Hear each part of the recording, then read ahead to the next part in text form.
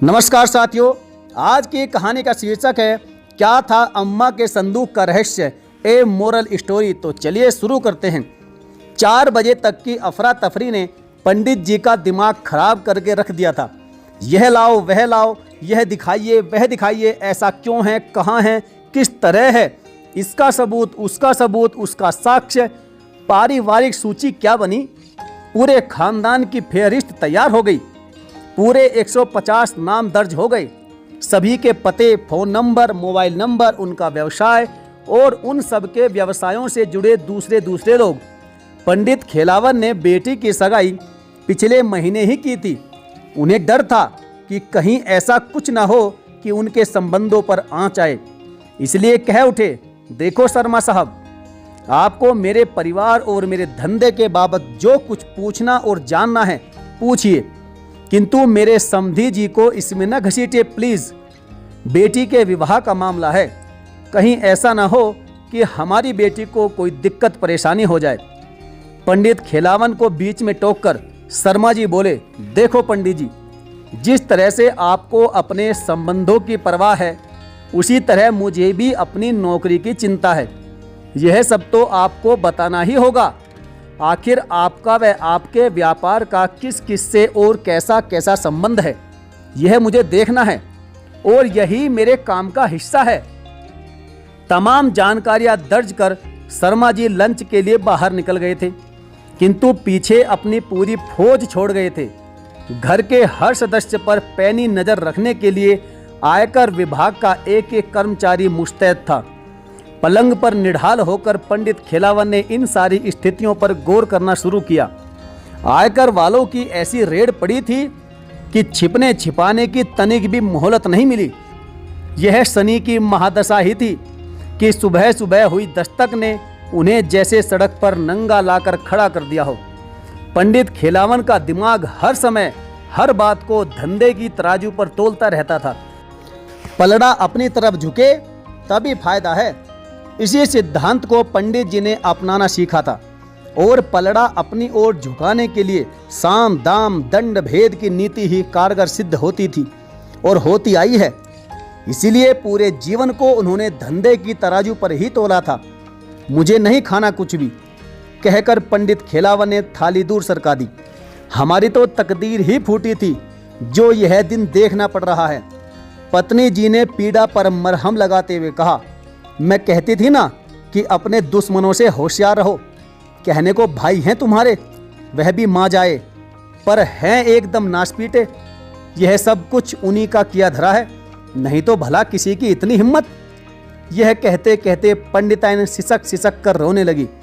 देख लूंगा, एक एक को देख लूंगा, किसी को नहीं छोड़ूंगा। मुझे बर्बाद करने पर तुले हैं, उनको भी आबाद नहीं रहने दूंगा। क्या मैं उनकी रग रग को नहीं जानता हूं कि उनकी औलादें क्या क्या गुल खिलाती फिरती हैं? मेरे मुंह खोलने की देर भर है, सब के सब लपेटे में आ जाएंगे। पंडित जी जोर जोर से चिल्ला रहे थे। वह जानते थे कि दीवार के उस पार जरूर भाइयों के कान लगे होंगे और भाभीियों को चटकारे लेने का आज अच्छा मौका जो मिला था। आयकर जांच अधिकारी ने लंच से लौटते ही एक एक चीज का मूल्यांकन करना शुरू किया। पत्नी के कान नाक को भी उन्होंने नहीं छोड़ा। हर चीज सामने होनी चाहिए। सोना चांदी, हीरा मोती, नगदी, बैंक बैलेंस, जमीन जायदाद, फैक्ट्री, दुकान, घर, मकान, कोठी, बंगला, खेत खलियान, सब कुछ, नामी और बेनामी सब तरह की संपत्ति। जैसे जैसे लिस्ट बढ़ती जा रही थी, वैसे वैसे पंडित खेलावन का दिल बैठता जा रहा था। कोई जगह, कोई कोना, कोई तहखाना नहीं छोड़ा था। रेड पार्टी वालों ने हर कमरे की तलाशी, गद्दों तकियों को भी दबा दबा कर देख रहे थे।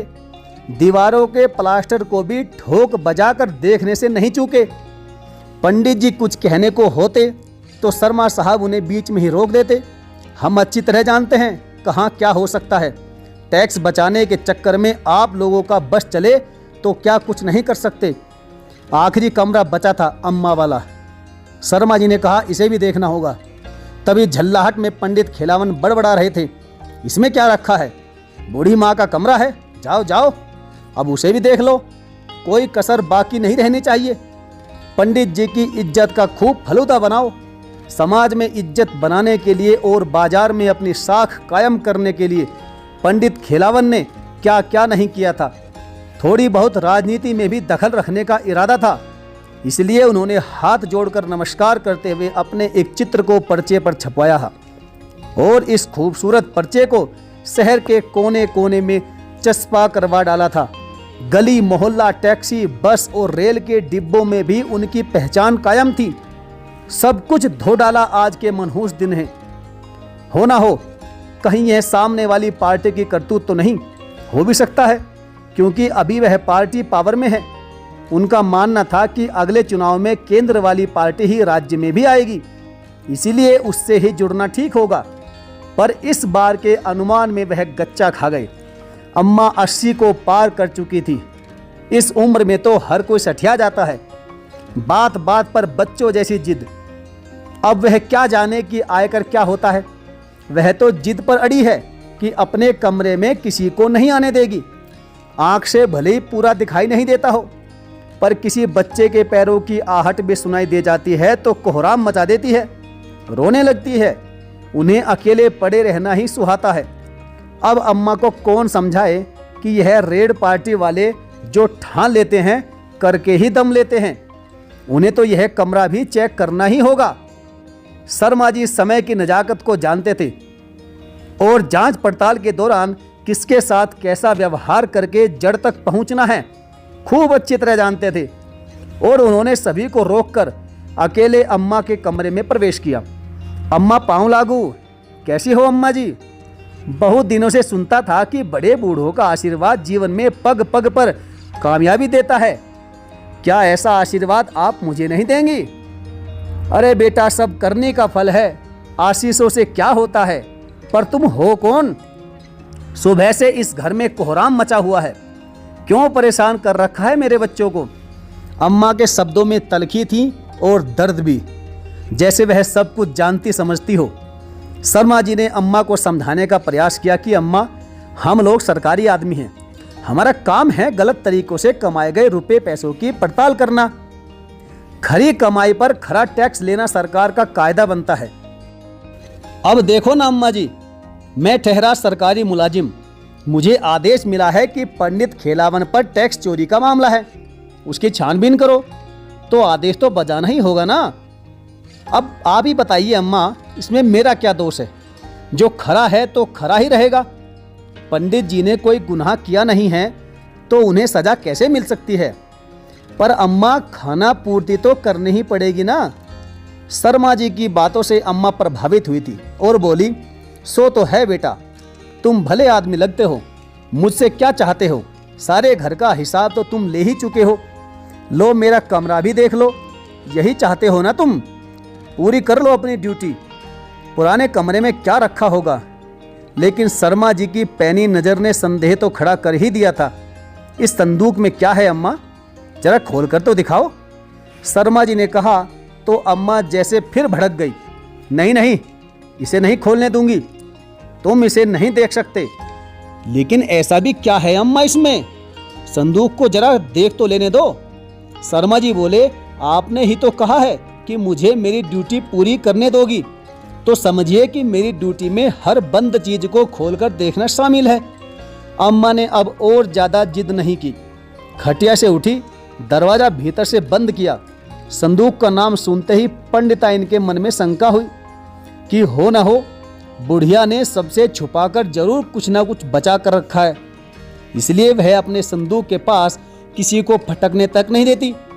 जरूर कुछ ऐसा है जिसे शर्मा जी समझ गए हैं, नहीं तो वह संदूक को चेक नहीं करते। इधर पंडित जी के मन में भी शंका पैदा हुई तो पंडिताइन से कहने लगे कि अम्मा रहती है मेरे यहाँ और देखो मन लगा रखा है दूसरे बेटों के साथ, भले ही वे उन्हें ना पूछते हों। कहीं ऐसा तो नहीं कि बड़े भैया के लिए कुछ माल बचा कर रखा हो। खैर जो भी होगा आज सामने आ ही जाएगा। बंद कमरे में पसरे अंधकार में पिछली खिड़की से जो थोड़ी रोशनी की लकीर आ रही थी, उसी रोशनी में संदूक रखा था। ताला खोलकर जैसे ही अम्मा ने ढक्कन उठाया तो शर्मा जी चौंक गए। रोटियां? यह क्या अम्मा, रोटियां और संदूक में? हाँ बेटे, यही जीवन का सत्य है। इन्हीं के लिए इंसान दुनिया में जीता है, जीवन भर भागता फिरता है, रात दिन एक करता है, बुरे से बुरा काम करता है। किसके लिए? आखिर रोटी के लिए ही तो। खानी उसे सिर्फ 2 रोटी ही है, फिर भी न जाने क्यों कहते कहते अम्मा का गला भर उठा था। लेकिन अम्मा, ये तो सूखी रोटियां हैं, आपने इन्हें संदूक में सहेज कर क्यों रख रखा है? शर्मा जी इस गुत्थी को सुलझा नहीं पा रहे थे, भले ही उन्होंने बड़ी से बड़ी गुत्थियों को सुलझा दिया हो। सप्ताह में एक दिन ऐसा भी आता है बेटे, जब कोई भी घर में नहीं रहता। इतवार को सभी बाहर खाना खाते हैं। उस दिन घर में रोटी नहीं बनती। उसी दिन के लिए मैं इन्हें बचाए रखती हूँ। 2 रोटियों को पानी में भिगो देती हूँ और फिर किसी न किसी तरह से उन्हें चबाकर पेट भर ही लेती हूँ। लो बेटे, तुमने तो देख ही लिया है, अब इस कटु सत्य को पूरे घर के सामने भी जाहिर हो जाने दो, नहीं तो मेरे बच्चे सोचेंगे कि पता नहीं इस बुढ़िया ने हमसे छुपाकर क्या माल दबा कर रखा है संदूक में। और आंसू पोंछते हुए अम्मा ने बंद दरवाजा खोल दिया, जिसको देखकर सबके होश उड़ गए। पंडित और पंडिताइन जो सोच रहे थे ऐसा बिल्कुल भी नहीं था।